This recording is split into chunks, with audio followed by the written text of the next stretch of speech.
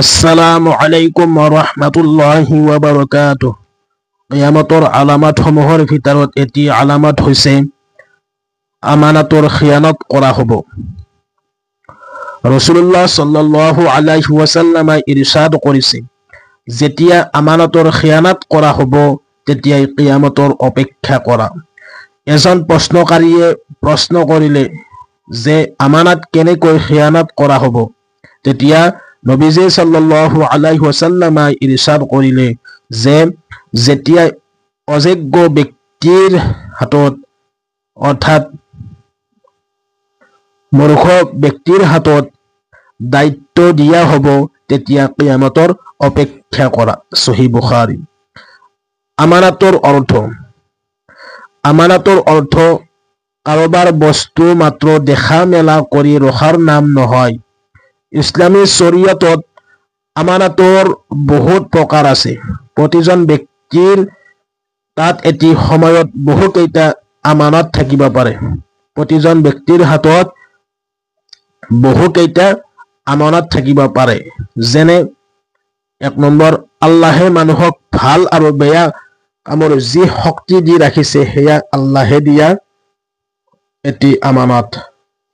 ২ number, বিবাহ হোৱাৰ পিছত তেওঁৰ স্ত্ৰী আৰু সন্তান তেওঁৰ ওচৰত আল্লাহৰ আমানত। ৩ নম্বৰ, মজলিছ এটি আমানত। ৪ নম্বৰ, অংগীকাৰ ও দায়িত্বভাৰ এটি আমানত। ৫ নম্বৰ, কাৰোবাৰ গোপনীয় বিষয় জনা থাকিলে সেয়া গোপনে ৰখাটো এটি আমানত। ৬ নম্বৰ, কোনো ব্যক্তি ভাল পৰামৰ্শ বিচাৰিলে তেওঁক উত্তম পৰামৰ্শ বা ভাল পৰামৰ্শ দিয়াটো এটি আমানত। ৭ নম্বৰ, ৰাজত্ব এটি আমানত। হুকুমত বা ইছলামী শাসন ব্যৱস্থা এটি আমানত। উল্লেখিত বিষয়সমূহৰ দায়িত্ব যথাযথভাৱে পালন নকৰা ব্যক্তিজনক খিয়ানতকাৰী হিচাপে গণ্য কৰা হ'ব। কোৰাণ শৰীফত আহিছে, ইন্নাল্লাহা ইয়া'মুৰুকুম আন তুআদ্দুল আমানাতি ইলা আহলিহা। নিশ্চয় আল্লাহে তোমালোকৰ প্ৰাপ্য আমানতসমূহ প্ৰাপ্যসকলক পहुঁচাই দিয়াৰ নিৰ্দেশ দিছে। সূৰা নিছা। কিয়ামতৰ আলামতসমূহৰ ভিতৰত এটি আলামত হৈছে হাৰামক হালাল বুলি ভাবি লোৱা। ৰাসূলুল্লাহ সাল্লাল্লাহু আলাইহি ওয়াসাল্লামে ইৰশাদ কৰিছে, মোৰ উম্মতৰ মাজত এনে ব্যক্তিসকল সৃষ্টি হ'ব যিসকলে স্লিং বা ৰেশমী কাপোৰ পৰিধান কৰাক আৰু মদ পান কৰাক হাৰাম হোৱা স্বত্তেও হালাল বুলি মানি থাকিব। ৰাসূলুল্লাহ সাল্লাল্লাহু আলাইহি ওয়াসাল্লামে কৈছে যে মোৰ কিছুমান এনেকুৱা উম্মত সৃষ্টি হ'ব যিসকল ব্যক্তিয়ে স্লিং ৰেশমী কাপোৰ আৰু মদ হাৰাম বুলি জনাৰ পিছতো হালাল বুলি গ্ৰহণ কৰিব। আন এঠাইত আহিছে, আবু মালিক আল আশআৰী ৰাদিয়াল্লাহু তাআলা আনহুৰ পৰা বৰ্ণিত আছে যে ৰাসূল আকৰাম সাল্লাল্লাহু আলাইহি ওয়াসাল্লামে ইৰশাদ কৰিছে, মোৰ উম্মতৰ কিছুমান মানুহে মদৰ বিভিন্ন নাম ৰাখি পান কৰিব। তেওঁলোকৰ সন্মুখত বাদ্য বজনা কৰা হ'ব আৰু গায়িকাসকলে গীত পৰিৱেশন কৰিব। আল্লাহ তাআলাই ইহঁতক মাটিৰ তলত থবনি দিব আৰু তাৰে কিছুমানক বান্দৰ আৰু গাহৰিত ৰূপান্তৰিত কৰিব। সুনান ইবনে মাজাহ। হযৰত উবাদা বিন সামিত ৰাদিয়াল্লাহু তাআলা আনহুৰ পৰা বৰ্ণিত আছে যে ৰাসূল আকৰাম সাল্লাল্লাহু আলাইহি ওয়াসাল্লামে ইৰশাদ কৰিছে, মোৰ উম্মতৰ